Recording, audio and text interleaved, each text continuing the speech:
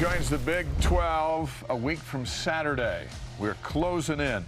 But the Athletic Stewart Mandel, a friend of this show, is still hanging on to a scenario where BYU joins the Pac-12. Here's what he writes, quote, BYU should be in the Pac-12. I know all the reasons it has never happened, but most of the Pac-12 schools already regularly play the Cougars. Geographically, it makes more sense than being in a conference with several Eastern time zone teams. And also, Utah and BYU should be in the same league. They might not agree with that, but they should. So that's his realignment dream scenario. Even as we sit, ready to enter the Big 12, he would like a diversion over to the Pac-12 and maybe help save that league. Is he crazy or is he right? He's crazy. Yeah?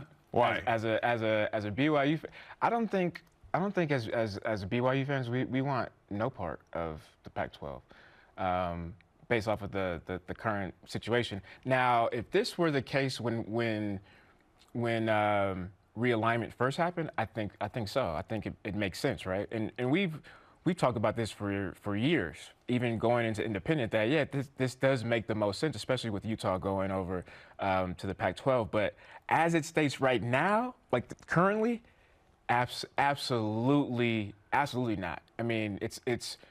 I think any BYU fan that wants to go into the Pac-12 currently should go and pray and fast. Listen, they're trying to figure out how to keep their league together. Meanwhile, the Big 12's scheduling basketball camps and parks in New York City. Right. They got stuff going on.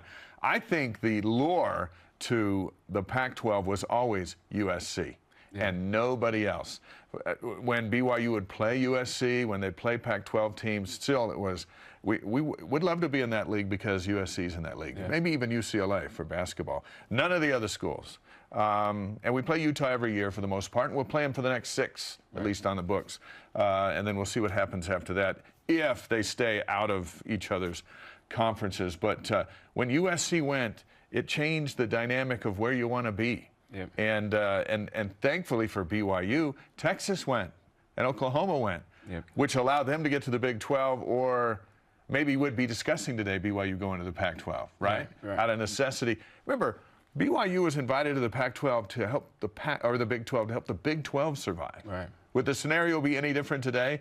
BYU being invited to the Pac-12 to help the Pac-12 survive. Right. None of them came to our doorstep when they were all high and mighty.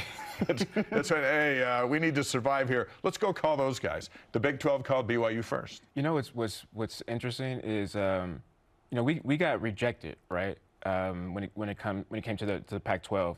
And even the Big 12 initially was like, yeah, we're going to look at you. Now we're going to just stay where we're right. And you know, when you are a child of God, rejection is not really rejection. Rejection is God's protection. So we I feel, got protected by being rejected and denied into the Pac-12, even initially the Big 12, because of how everything unfolded.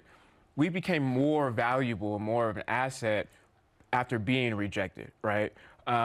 Because, like you said, the Big 12 was, kind of dying. They needed some help, and so I think you want to go to a situation, if it's a new job, new conference, whatever the case is, when you're wanted. And I feel like BYU and the program is actually desirable and it's wanted. And listening to a couple of blog writers that are just a part of the Big 12 and specific to Big 12 teams, they're really grateful for BYU. And, we saw some of the numbers of how BYU impacted, millions of dollars for each of the schools. So, yeah, I mean, BYU's in a good spot. The Pac-12 has no idea where it's going. There's no vision. And to be honest, the commissioner that we have for the Big 12, I would almost want to follow him versus anything else, right? Because of how innovative he is, how forward-thinking, the vision, right? And he has a TV deal, right?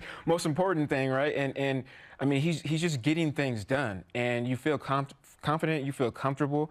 I mean, you kind of feel excited too, right? Because it's like, I want to go to Mexico and play in a bowl game, or I want to, have a bowl game overseas. Like this stuff is fun and exciting, and it's growing the conference in ways that I think the Pac-12 wouldn't even consider or couldn't even imagine.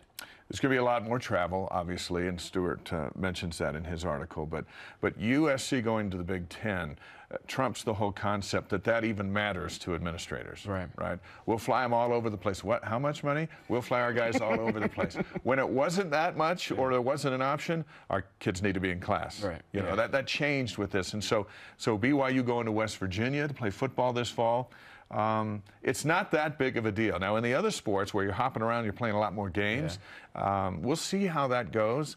But when when UCLA and USC told the Big Ten, you know what, we will travel to play Rutgers. That's in New York. We're in LA. It doesn't matter. Then it stopped mattering.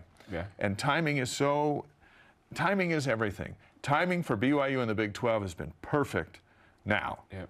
Timing for anybody to join the Pac-12, like San Diego State or SMU, who are hoping to, that's a slippery slope. No one really knows what you're entering. Yeah. And so time is on BYU's side, and it hasn't always been, but it is right now. And Stewart's idea is one that's had validity for every year that BYU is in as an independent, and the Pac-12 never came, and here. They never got on the ark. Now it's raining, and they're not sure what they're going to do.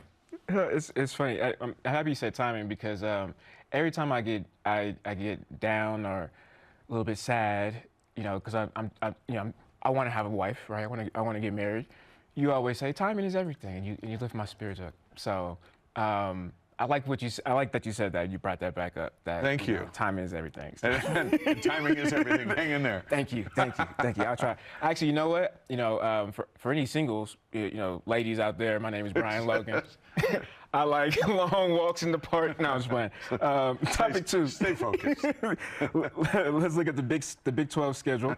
If you can guarantee one win for BYU this fall, which would it be? Initially, this is a no-brainer, and then when you stare at the schedule like we are right at this moment, you start thinking, because there's so many big opportunities on this slate, and the country's going to be watching on a handful of them because of who they're playing and what that team's going to do. But I'm going to go with Texas, because that's the no-brainer.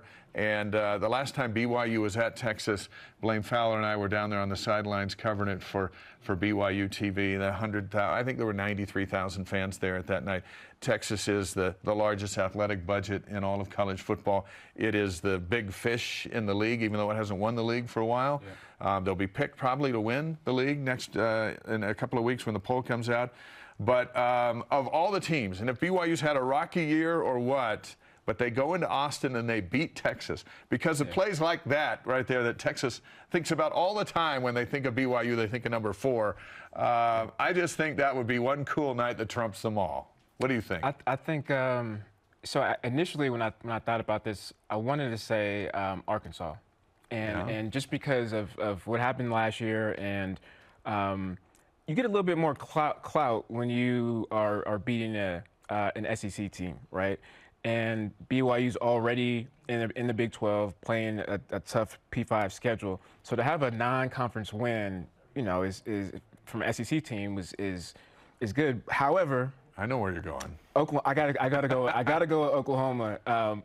One, obviously, I played against them and beat them. And beat them. And I know that feeling. It's the best feeling in the world. What is that feeling? It's the feeling of going to class on Monday and knowing you don't have to do homework.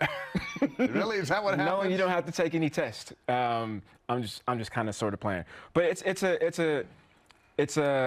you're almost proud that, hey, this is a giant, and a name brand giant that we knocked down. And it's when people talk to me and fans see me, they still talk to me about this game right here. And then, you know, obviously being a conference game is important as well. What part of this game did you look into your opponent's eyes, because you were in the secondary, and you saw that they realized that they were going to get beat? Last possession? It was a 14-13 game. I would say when we had the goal line stop. So it was before taking the lead. Yeah, so they were on the goal line. We stopped them in 3, and then on the 3rd down, I got a pass interference call. Was it a good call? No, it wasn't. No, it's horrible. It's horrible. Actually, when I came into the locker room after the game was over, all my text messages were saying, "It's not a PI. That's not a PI. Don't worry about it." Listen to your friends. Yeah, you know, and so I go out and we call our goal line defense, and then we stop them 3 more times, and then they kick a field goal, right? So you stopped them 6 times. It was at that moment I believe they were like,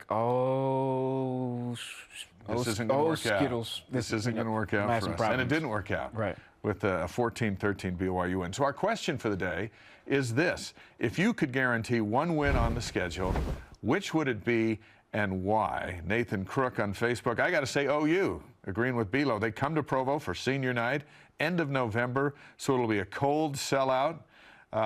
Would be amazing to finish the home season whooping up on the Sooners on November 18th at LES. What about Brian? I hope it does snow. Brian, first of all, Brian Bus on Twitter, I appreciate your parents for naming you with an I instead of a Y. But he says Kansas, first Big 12 game. Okay. Plus, I'm going to be there. Blue goggle alert. You know what? If you are going to a game, you want to walk out there with your head held high. Of course, I understand. Absolutely. And then he says, in addition, it will mean BYU will be 4-0 to start the season. He gives a blue goggle alert there. Absolutely. 4-0. If we're 4-0, we got to be ranked. Absolutely. Top 15, right? You 4-0 with a win at Arkansas?